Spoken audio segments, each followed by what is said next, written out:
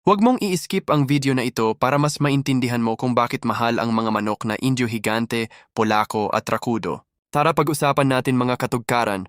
Disclaimer lang po, ang ilan sa mga manok na ginamit ko sa aking video ay hindi pagmamay-ari ko. Ginawa ko lamang silang reference at ibinibigay ko ang kredito sa tunay na mga may-ari ng mga ito.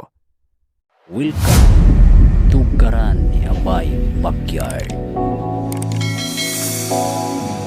Maraming tao ang gustong magkaroon ng mga higanteng manok na tinatawag na Indio Gigante, Polaco at Rakudo, lalo na ang mga taong mahilig sa pag-aalaga ng malalaking manok. At sa video na ito, maiintindihan mo na bago ka magkaroon ng ganitong mga manok, kailangan mo talagang mag-ipon ng malaking halaga dahil hindi basta-basta ang presyo ng ganitong klase ng mga manok. At ngayon, unahin natin ang Indio Gigante na manok. Mga dahilan kung bakit sila mahal.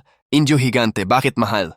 Una, pinakamalaking lahi ng manok sa mundo. Umaabot ng 3 to 4 feet ang taas kaya bihira at espesyal. Pangalawa, imported mula Brazil.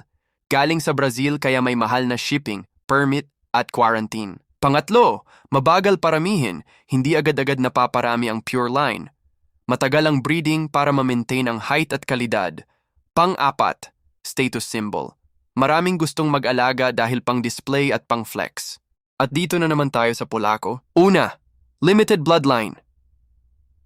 Konti lang ang may original na linya. Pangalawa, selective breeding. Pinipili ang tamang comb, flat comb, tangkad, at tindig.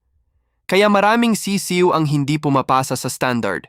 Pangatlo, high demand sa Visayas at Mindanao. Maraming breeders ang naghahanap kaya tumataas ang presyo. At punta na naman tayo sa Rakudo.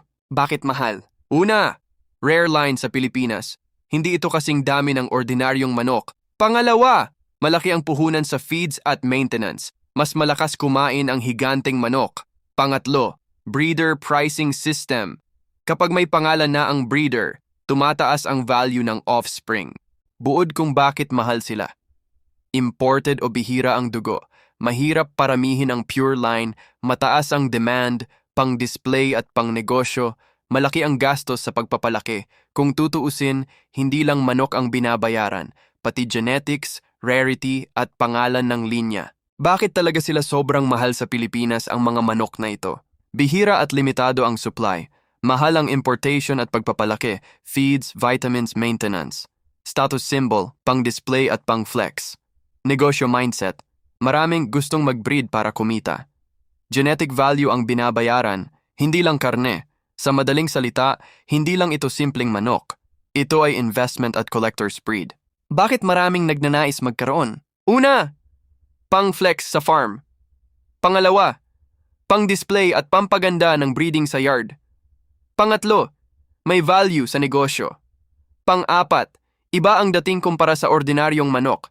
Sa totoo lang, kombinasyon ng laki plus tindig plus rarity plus hype sa social media ang nagpapataas ng demand. Ang pagkuha ng ganitong klase ng mga manok ay hindi basta-basta dahil gagastos ka ng malaking halaga ng pera.